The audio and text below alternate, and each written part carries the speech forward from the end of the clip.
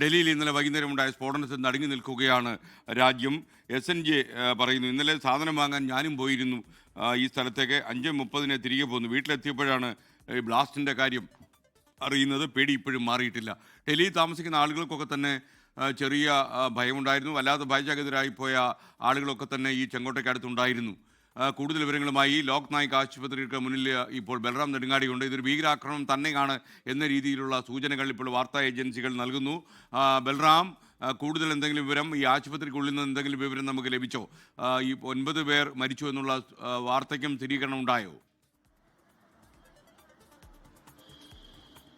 SKN 9 പേർ മരിച്ചതായാണ് ആശുപത്രിയിൽ നിന്ന് നമുക്ക് ഏറ്റവും ഒടുവിൽ ലഭിക്കുന്ന വിവരം. ഇന്നലെ രാത്രി വരെ 8 മരണമാണ് സ്ഥിരീകരിച്ചിരുന്നത്. എന്നാൽ അതിനുശേഷം പരിക്കേറ്റ ഈ ആശുപത്രിയിൽ പ്രവേശിപ്പിച്ചിരുന്ന ആളുകളിൽ ഒരാൾ മരിച്ചിരിക്കുന്നു. നേരത്തെ തന്നെ ഈ പരിക്കേറ്റ പലരുടെയും നില അതീവ ഗുരുതരം എന്ന് അധികൃതർ അറിയിച്ചിരുന്നു. അതിൽ ഒരാളാണ് ഇപ്പോൾ മരിച്ചിരിക്കുന്നത്. ഇനിയും 3 പേരുടെ നില അതീവ ഗുരുതരമാണ് എന്നാണ് ലഭ്യമാകുന്ന വിവരം. ഈ പരിക്കേറ്റ ആശുപത്രിയിൽ ഗുരുതരാവസ്ഥയിൽ ചികിത്സയിലുള്ള ഭൂരിഭാഗം പേർക്കും പരിക്ക് ഏറ്റിരിക്കുന്നത് പൊള്ളൽ മൂലമുള്ള പരിക്കാണ്. ഈ ഉഗ്രസ്ഫോടനത്തിന് തൊട്ടു പിന്നാലെ വാഹനങ്ങൾ കത്തിയമരുന്ന സാഹചര്യമുണ്ടായിരുന്നു. വലിയ തീഗോളം അവിടെ ഉയർന്നിരുന്നു. ആ ഒരു തീപിടുത്തത്തിൽ ഉണ്ടായ പരിക്കുകളാണ് ഭൂരിഭാഗം പേർക്കും ഉണ്ടായിരിക്കുന്നത്. അതുകൊണ്ട് തന്നെ ഈ ഇത്തരത്തിൽ മാരകമായി പൊള്ളലേറ്റ പരിക്ക് എന്നുള്ളത് കൂടുതൽ അപകടകരമായ ഒരു പരിക്കാണ്. അവരുടെ ആരോഗ്യനില ഇപ്പോൾ ചിലരുടെ ആരോഗ്യനില പുരോഗമിക്കുന്നതായി വിവരം പങ്കുവയ്ക്കുന്നുണ്ട് ആശുപത്രി അധികൃതർ. ഔദ്യോഗികമായി ഇതുമായി ബന്ധപ്പെട്ടുള്ള സ്ഥിരീകരണം പോലീസിൽ നിന്ന്, ഉന്നത കേന്ദ്രങ്ങളിൽ നിന്നും ഇന്ന് അല്പസമയത്തിനകം തന്നെ ഉണ്ടാകും. ആഭ്യന്തരമന്ത്രി അമിത്ഷായുടെ നേതൃത്വത്തിൽ ഇന്ന് ഉന്നതതല യോഗം ചേരുന്നുണ്ട്.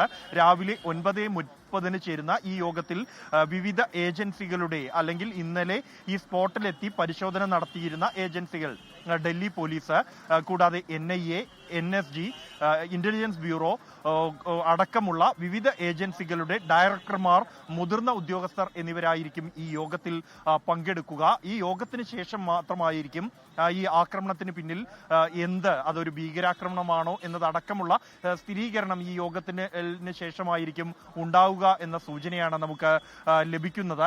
ഡൽഹിയിൽ എല്ലായിടത്തും തന്നെ ശക്തമായ സുരക്ഷാ ക്രമീകരണം ഒരുക്കിയിട്ടുണ്ട്. നമുക്ക് ദൃശ്യങ്ങളിൽ കാണാം, ഈ ആശുപത്രിക്ക് പുറത്തും വലിയ തോതിലുള്ള പോലീസ് വിന്യാസം ഏർപ്പെടുത്തിയിട്ടുണ്ട്.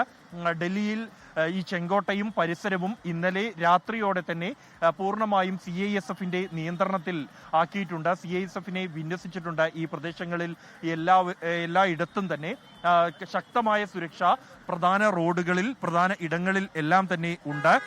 വാഹനങ്ങൾ, ഓരോ വാഹനവും കൃത്യമായി പരിശോധിച്ച് അതിൽ ആരാണ് ഉള്ളത് എന്ന് പരിശോധിച്ച ശേഷം മാത്രമാണ് പോലീസ് കടത്തിവിടുന്നത്. ലോകത്തെവിടെയായാലും ഏത് സമയത്തും 24 വാർത്തകളും ഓഗ്മെന്റഡ് റിയാലിറ്റി പാക്കേജുകളും എക്സ്പ്ലെയിനറുകളും വിശദമായി കാണാൻ ഞങ്ങളുടെ YouTube ചാനൽ നിങ്ങൾക്ക് സബ്സ്ക്രൈബ് ചെയ്യാം.